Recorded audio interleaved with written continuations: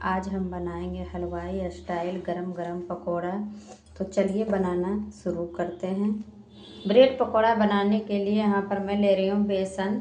इसे हम एक बाउल में डाल देते हैं। तो यहाँ पर हम 1.5 कप बेसन लेंगे।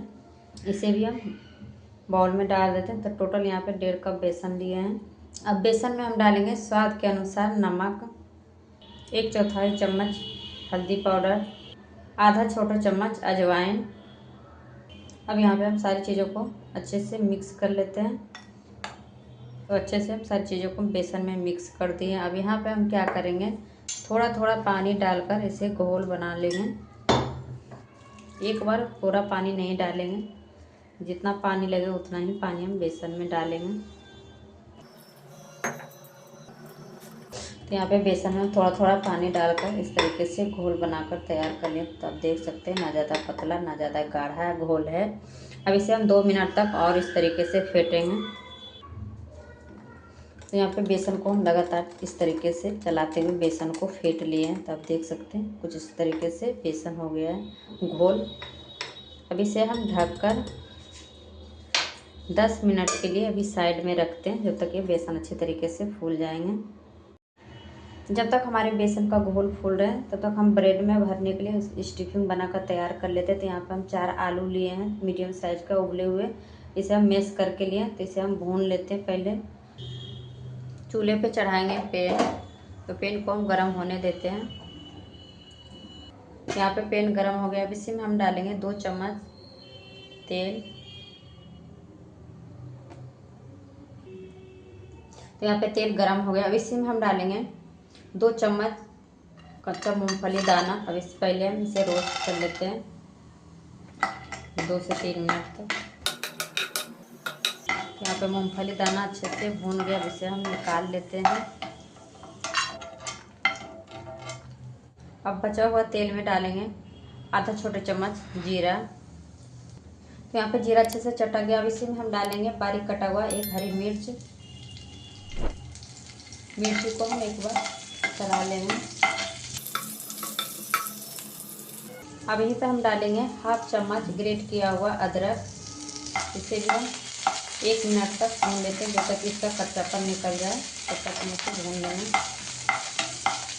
यहाँ पे अदरक का भी कच्चापन निकल गया। अब इसी में हम डालेंगे 1 मीडियम साइज का बारीक कटा हुआ प्याज। अगर आप प्याज नहीं खाते हैं तो आप यहाँ पे प्याज को स्किप कर सकते हैं। अब यहाँ पे प्याज को भी हम भून लेते जब तक कि प्याज अच्छे तरीके से भून ना जाए, तब तक इसे हमें भूनना है। तो यहाँ पे प्याज को भी हम 2 मिनट तक भून लिए हैं। अब इसी में हम डालेंगे कुछ मसाले। तो सबसे पहले हम डालें 1/4 चम्मच हल्दी पाउडर, आधा छोटा चम्मच जीरा पाउडर, 1/4 चम्मच काली मिर्च पाउडर, आधा छोटा चम्मच चाट मसाला। अब मसाले को हम 30 सेकेंड के लिए भून लेते प्याज के साथ। यहाँ पे मसाले को भी हम प्याज के साथ 30 से 40 सेकेंड के लिए भून लिया। अब इसी में हम डालेंगे जो आलू बॉयल करके रखे थे मैश करके, उसे हम डाल देते हैं। अब इसी के ऊपर हम डालेंगे स्वाद के अनुसार नमक। नमक डालकर अच्छे से भून लेते हैं 3 से 4 मिनट के लिए। तो यहाँ पे स्टफिंग को भी भूनते हुए 3 से 4 मिनट हो गए। तो अच्छे से ये आलू का स्टफिंग भून गया है। तो आप देख सकते हैं बिल्कुल भी पैन में चिपक नहीं रहा है। अब इसी में हम डालेंगे जो भुना हुआ मूंगफली रखे थे, उसे भी हम डाल देते हैं। अब इसी के ऊपर हम डालेंगे बारीक कटा हुआ हरा धनिया और अच्छे से करेंगे मिक्स। अब यहाँ पे हम गैस को बंद कर देते हैं।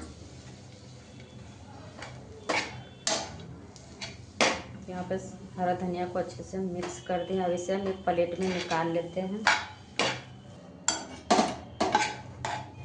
अब इसे हम ठंडा होने के लिए साइड में रखते हैं। अब यहाँ पे मैं ले रही हूँ ब्रेड। तो ये 8 ब्रेड है। तो ये आटा ब्रेड है, आप कोई सा भी ब्रेड ले सकते हैं। तो सबसे पहले हम क्या करेंगे, एक इस तरीके से ब्रेड लेंगे। अब इसके ऊपर हम हरा चटनी लगाएंगे। तो यहाँ पे हम चटनी को पहले से पीस कर रखे थे, धनिया का चटनी है। अब इसके ऊपर हम हरा चटनी लगाएंगे, इस तरीके से डालकर ब्रेड के ऊपर इस तरीके से हम फैला देंगे चारों तरफ।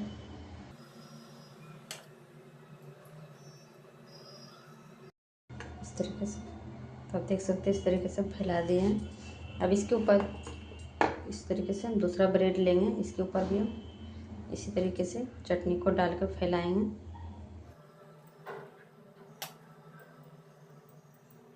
देख सकते हैं अच्छे तरीके से हम चटनी को चारों तरफ लगा दिए ब्रेड के ऊपर। अब इसके ऊपर हम डालेंगे जो हम आलू का स्टफिंग बनाकर रखे थे, ये ठंडा होगा। अब इसके ऊपर हम इस तरीके से एक ब्रेड के ऊपर हम इस तरीके से डालेंगे और अच्छे से हम फैला देंगे स्टफिंग को डाल के।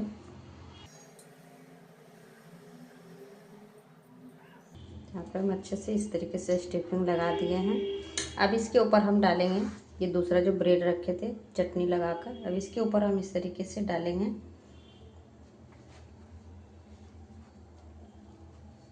देख सकते हैं इस तरीके से। अब इसे हम क्या करेंगे, इस तरीके से इसे चाकू से काट लेंगे। तो इस तरीके से बना के पहले हम थाली में रख लेते हैं।